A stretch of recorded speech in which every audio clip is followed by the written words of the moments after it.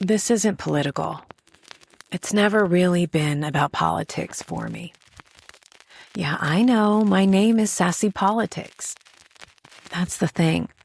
I think people misunderstand that the most. I don't wake up every day obsessed with politics. I wake up every day trying to understand the world we're living in and trying to figure out how we're supposed to survive inside of it without losing our humanity entirely. And lately, I feel like the world is pulling all of us in 1,000 different directions at once. I'm Christi Chanelle, and this is Sassy Politics.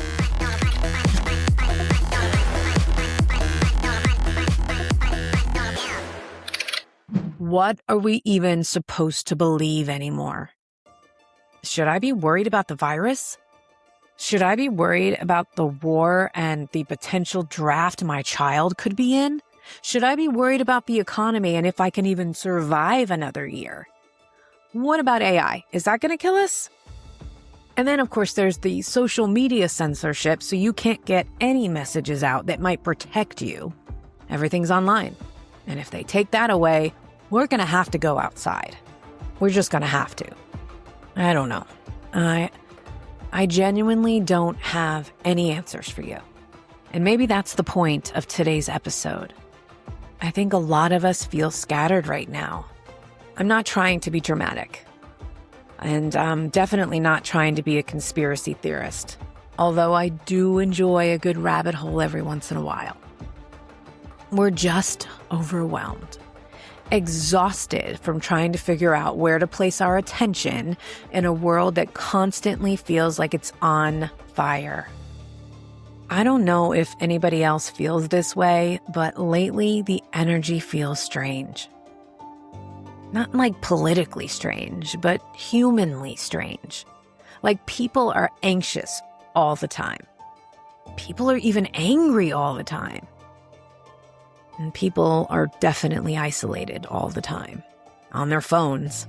And now suddenly we're hearing about the hantavirus. Just what we needed. People quarantined. Deaths reported. The WHO is involved. CDC is involved. But didn't the US just back away from both of those things, ironically? It's enough to make me pull that tinfoil hat out and tighten it on my head. And immediately my brain went back to 2020 because that was my first pandemic experience. And I say first because honestly, I personally think we'll probably live through another one of those in our lifetime. I am so sorry that I have to say that. I'm just going off my gut here, just my opinion. But after you've lived through something like that, it changes you. It changes your nervous system. I remember all that confusion and the arguing and the toilet paper, the masks, the people screaming at each other online, which they're still doing, by the way. And I'm here looking at Amazon yesterday thinking, do I buy the masks now or wait till everybody loses their mind? And I know that we're resourceful. It may cost us 4 times more by then, but somebody will find a way to sell it to us. So with all of that being said, whenever something like this happens, we don't know whether to ignore it or prepare for it. And I kind of feel like they're doing it on purpose. That's what collective trauma does to people. My daughter didn't even get a real prom. She graduated in 2021. Ironically, she actually thrived during that time. But my son, he didn't. He's social. He needs people. He played video games constantly and disconnected. He stayed in his room. It hurt him and it helped her. And that's the thing people forget about situations like that. You just don't know how something massive is going to affect people mentally until you're inside it. There were good things that came out of it, and there were bad things that came out of it. People struggled with mental health issues, with the disconnection, with paranoia. But then you also got to learn that you could work from home. Some industries were able to work from home. I think that's a great thing, as long as it's not forced on you and you have choices. Families, they slowed down for a while. People reevaluated their lives. They became entrepreneurs. They invented things.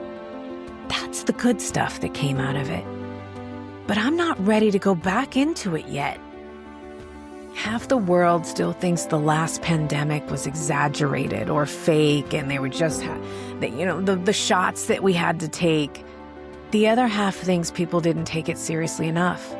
I personally know people who died from it, people from my high school. And now when another virus pops up, everybody immediately becomes suspicious of everybody else, right? Oh my God, don't get too close to me. Oh my God, they're sniffling. I remember thinking like they're coughing. Like, I don't want to feel that way. None of this is normal. And maybe this is vulnerable to admit, but I don't know where I'm supposed to put my attention. Do I try to prepare financially for what's coming? Do I buy masks again? Do I stockpile up on supplies? Do I focus on building my business? Do I unplug from the news entirely? Well, clearly that's not really an option for me, but the thought definitely crosses my mind. Do I scream louder? Do I just go away? Some days I honestly feel like I'm standing in the middle of 10 different emergencies, all happening at once. And meanwhile, social media makes everything worse. Because you can't tell what's real anymore. One person says nothing's happening, another says the world is ending. And the algorithm always rewards fear. Fear spreads faster than facts. But pretending people aren't anxious right now is just dishonest. People are anxious. You can feel it. In grocery stores, at work, online, in conversations, in the way people talk about money, about safety, in the way people don't trust institutions anymore. And honestly, I think people are craving something real people, real communities, real connection.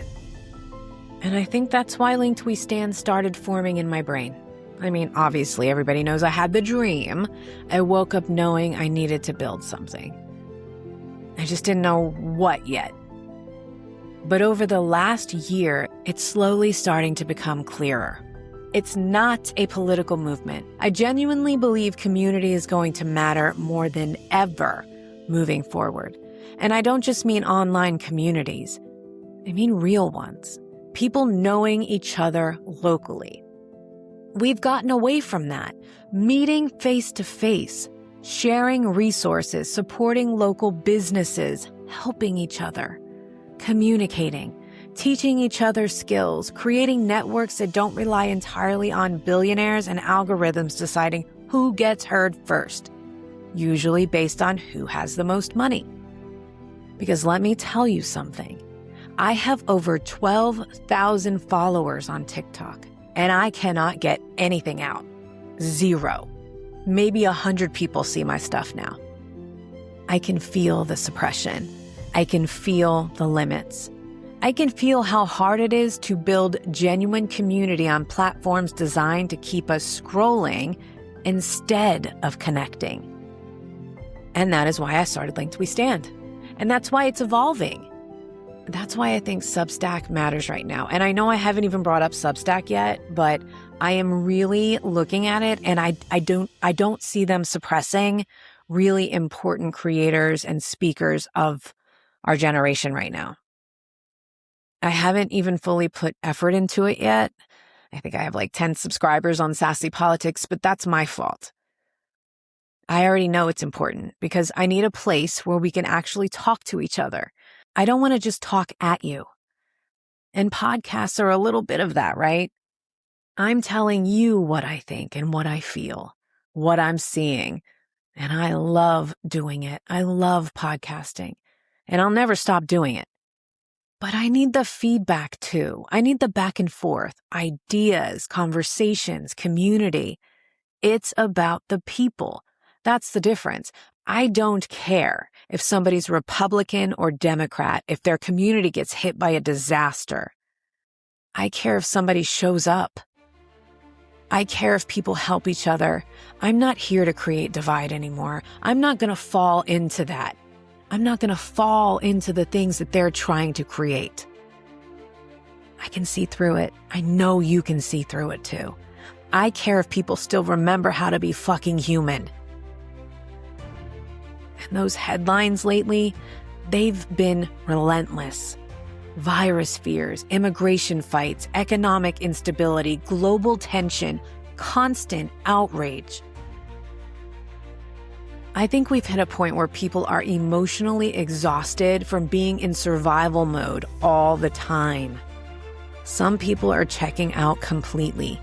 Some people are doom scrolling nonstop. And some are screaming online 24 hours a day. And I think most people are just trying to survive emotionally while pretending they're okay. I'm probably one of those people, but I have the outlet of talking to you. I'm trying to give you an outlet to talk to me. Underneath all of this, I think people are looking for belonging, for grounding, for something real. And maybe what all of this eventually becomes, that's the goal. We're still trying to figure it out. But I do know this. I created a Discord community, and the biggest feedback I get is that people are just grateful to have somewhere to talk. That tells me something. It tells me we're craving connection. Maybe Sassy Politics becomes less about politics and more about humanity, which honestly has always been the goal. Maybe LinkedWeStand becomes the bridge between anxiety and action. Maybe we stop waiting for billionaires, politicians, and tech companies to save us, because I think they're actually a part of what's breaking us. And maybe we start remembering how communities used to function before everything became algorithms, outrage, and isolation. Just to be clear, I don't think the answer is panic. I never have. That's why I try to balance my message, even when internally I might be screaming. I'm screaming. I'm absolutely screaming. But I also don't think pretending people aren't scared helps anything either. I think the answer is connection, community. I think the answer is learning how to stand together again before we completely forget how. So if you're listening to the episode right now and you've been feeling overwhelmed, disconnected, scattered, anxious, exhausted by the world, you are not alone. And if you don't take anything out of this except for that, this is a great episode. You are not alone. And that's exactly why I'm building LinkedWeStand. Not because I think the world is ending. I don't think the world is ending. But I think we desperately need each other inside of it. So if that resonates with you, join Kelsey and I. Join LinkedWeStand on Substack. Join the conversation, join the community, and of course, join me on Sassy Politics. Because no matter what happens next, we are always, always stronger together. Okay, I will see you on Substack. You can find the link below. See you next Tuesday.